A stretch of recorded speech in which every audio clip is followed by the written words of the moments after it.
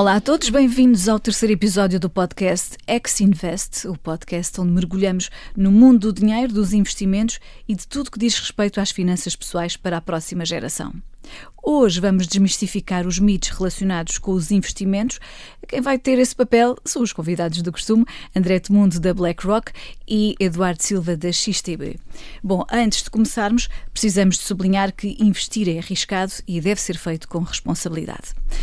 Vamos discutir um tema que afeta todos nós, quer nos apercebamos disso ou não, e estamos a falar de um tema que de resto já falámos nas nossas edições anteriores do podcast, que é a literacia financeira. Quer seja apenas a começar a aprender sobre dinheiro ou se já gera as suas finanças há anos, este episódio é para si. Vamos analisar tudo, começando pela inflação.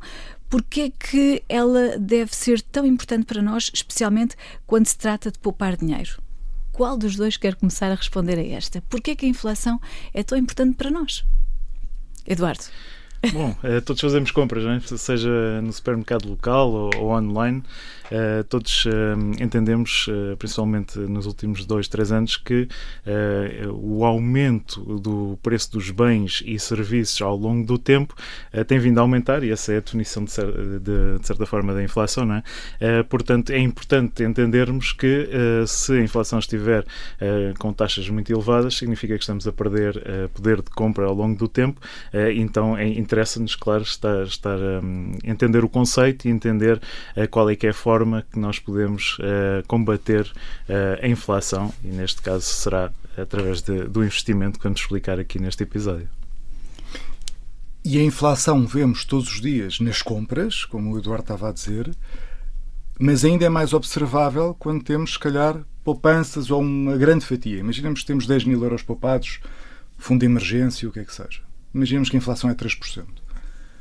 Esse dinheiro vale 9.700 euros daqui a um ano, que é 3% a menos. Portanto, quando analisamos um bolo maior, temos consciência que realmente perdemos esse poder de compra. Já não consigo comprar o que podia comprar um ano antes.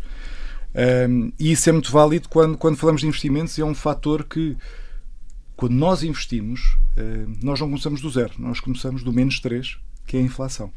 E é esse nível que nós temos que tentar bater, que tentar superar. Portanto, é importantíssimo o conceito de inflação quando falamos de investimentos.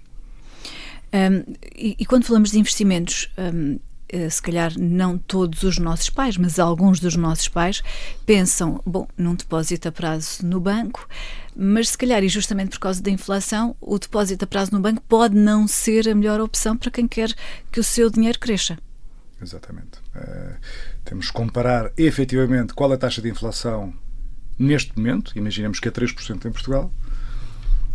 E eu não sei se algum banco em Portugal, e Eduardo corrige-me se souberes, algum banco que dê um depósito a prazo acima da taxa de inflação. Eu acho que não. Eu não conheço. Desconheço. E aqui, pegando um pouco nesta pergunta, eu acho que a confusão que faz aos nossos pais é porque eles estão a pensar em preservar o capital ao longo do tempo. Portanto, eles pensam, eu tenho 10 mil euros hoje e daqui a 3 anos eu continuo com 10 mil euros, portanto eles acham que estão com a mesma coisa, mas não.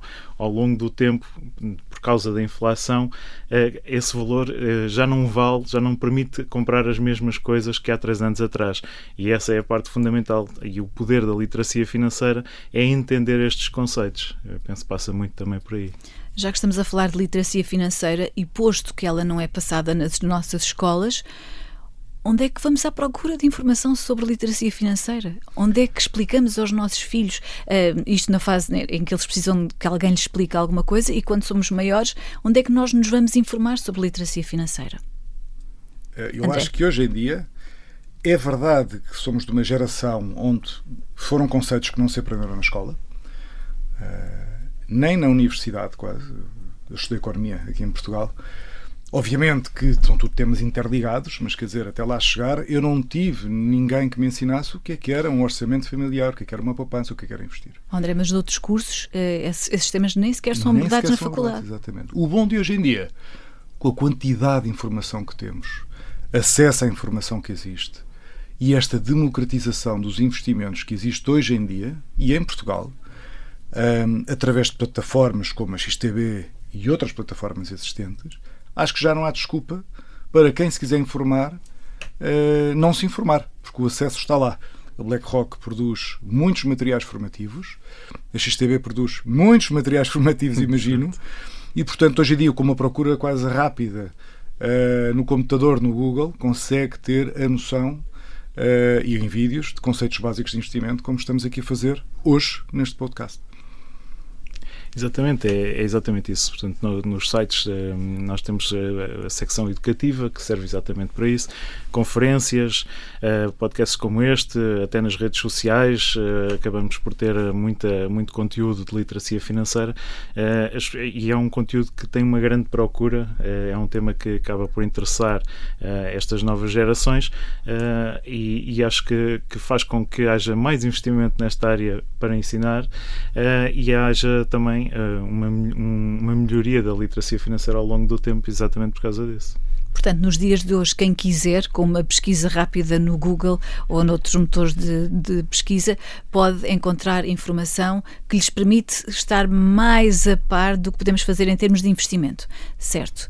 Mas e tendo nós algum conhecimento do que podemos fazer para investir, e quando dá aquele medo? Será que eu vou investir certo? Será que não vou ter aqui, e passo a expressão, o pé na argola e vou ficar sem o meu dinheiro? O que é que nós dizemos a essas pessoas? Qual é o caminho que devem seguir? Comecem pouco, experimentem, testem, informem-se, mas não há desculpas para não começar, eu acho.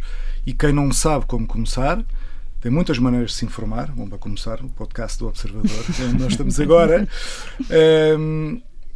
Mas eu acho que pode começar com 30 euros.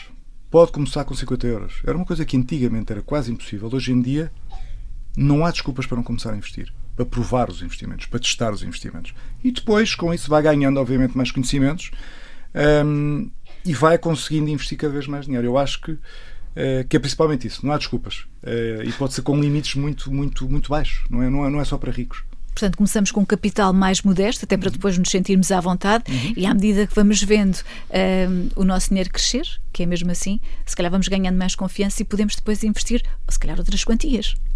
Totalmente, de acordo. Há pouco falávamos da inflação, Eduardo, e do impacto da inflação nas poupanças. Existe alguma coisa que nos possa realmente ajudar a combater a inflação?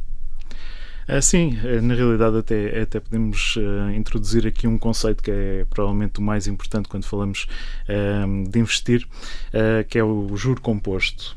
Essencialmente o juro composto tem a ver com o juro sobre o juro. Explica-se facilmente que se uma pessoa, por exemplo, tiver 1.000 euros com uma taxa de rentabilidade de 5%, faz os tais 1.000 vezes 0,05, ao final do ano tem lá os 1.050, no ano a seguir já vai fazer o cálculo dos juros sobre esse valor, portanto já seria 1.050 vezes 0,05, já daria os 52,5 e por aí afora, o que significa que no curto prazo, quando nós olhamos para isto, não parece nada de especial, mas no longo prazo chega uma altura em que o dinheiro está a trabalhar para nós, já são os próprios juros que estão também a ter um grande contributo para o aumento do capital, e realmente quando nós pensamos em investir, pensamos sempre também no fator temporal, que é o que permite atuar o juro composto, que no caso dos ETFs temos o fator, por exemplo, recebemos dividendos, todas essas questões que acabam por contribuir para a valorização, para além da valorização do preço, temos todos esses fatores que depois entram também nesta fatorização final e ao longo do tempo acaba por fazer um bolo maior. André, está aqui um conceito que devia ter sido explicado a todos nós na faculdade e não são aqueles que andaram no curso de Economia, que é o conceito de juro composto. Sim, pode ser mais complicado de entender ou menos intuitivo de perceber, mas basicamente é o que o Eduardo está a dizer. Portanto, é pôr o dinheiro a trabalhar para nós. Nos investimentos, o tempo é nosso amigo. Quanto antes começarmos a investir, melhor. Porque realmente esses 10%, imaginemos que eu comece com 100 euros, é o mesmo exemplo, imaginemos que eu comece com 100 euros. 10% de 100 são 10. Eu vou ter 110 euros daqui a um ano. Daqui, imaginemos, 7 anos, eu já vou ter 200. E 10% de 200 são 20. E 20 é 20% do meu investimento inicial, que foi 100 há 10 anos atrás. E isto é a maravilha, e segundo alguns, não sei se era o Albert Einstein ou Warren Buffett dizia que era a 8ª maravilha do mundo, são os juros compostos. Porque realmente é o dinheiro a trabalhar para nós numa base cada vez maior que vai aumentando. Portanto, eu acho que é isso. O tempo é nosso amigo, o tempo é amigo do investidor, a paciência também é uma virtude.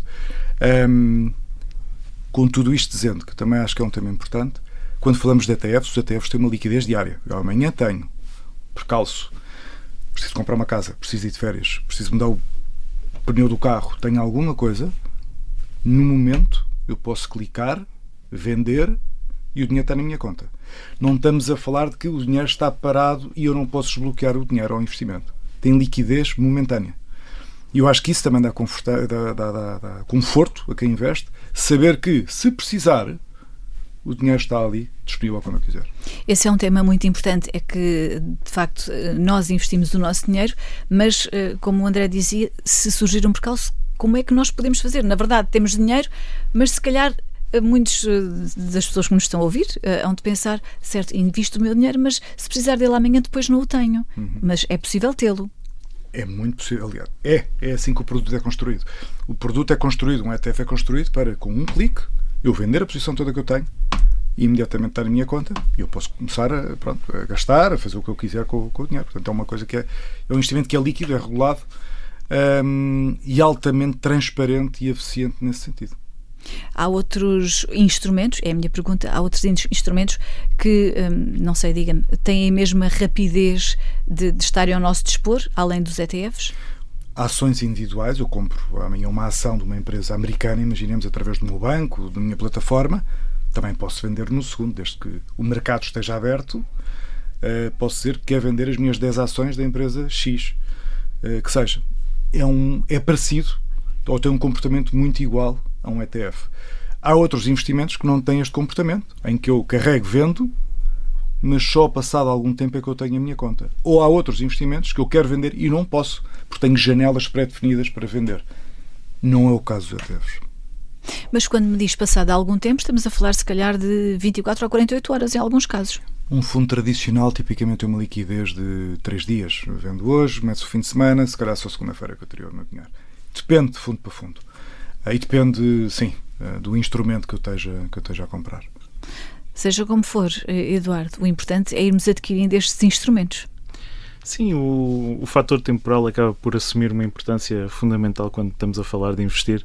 É que a forma mais fácil é sempre recorrer àqueles exemplos que lemos nos livros de economia, não é? E aqui para entender o juro composto e o fator temporal, nós podemos usar aquele exemplo que uma pessoa que começa com 25 anos, todos os meses a depositar 200 euros até aos 65 anos, vai terminar com perto de meio milhão de euros. Enquanto se essa mesma pessoa começar aos 35 anos com a mesma taxa e deixar correr até aos 60 e fizer esses reinvestimentos constantes até aos 65 anos, vai ter cerca de 300 mil euros. Portanto, estamos a falar de uma diferença de 10 anos, mas estamos a falar de uma diferença de 200 mil euros. Portanto, o fator temporal acaba por ser um dos pontos mais importantes quando estamos a falar de investir no longo prazo e da magia dos juros compostos. Mas as pessoas também podem pensar assim, então para mim já não vale a pena, porque eu já não tenho 25, já tenho 40 ou 35, não interessa. Mas nós também temos que pensar noutros fatores, que é uma pessoa com 25 anos para poupar 200 euros e colocar de parte é mais complicado que outra pessoa que tenha os seus 35 e se calhar já não precisa de pôr 200, já consegue pôr 500 e chega na mesma ao objetivo final e já não está assim a aproveitar tanto o fator temporal, mas está na mesma a aproveitar os juros compostos e ganhar dinheiro com o investimento. E passa por aí. André, vem um bocadinho de encontro àquilo que estávamos a falar. Se calhar jovens que nos estão a ouvir poderão não ter disponíveis 200 euros para aplicar todos os meses, mas se calhar 30 é uma possibilidade. E antes 30 do que nada. Antes 30 do que nada, quanto antes melhor. Eu acho que no último episódio dissemos que o melhor dia para investir foi ontem. E apenas como exemplo, a Alemanha tem 85, 84 milhões de pessoas. Há 10 milhões de alemães que poupam todos os meses de maneira recorrente no dia 1 de cada mês. A média na Alemanha está à volta de 170 euros, se não me engano.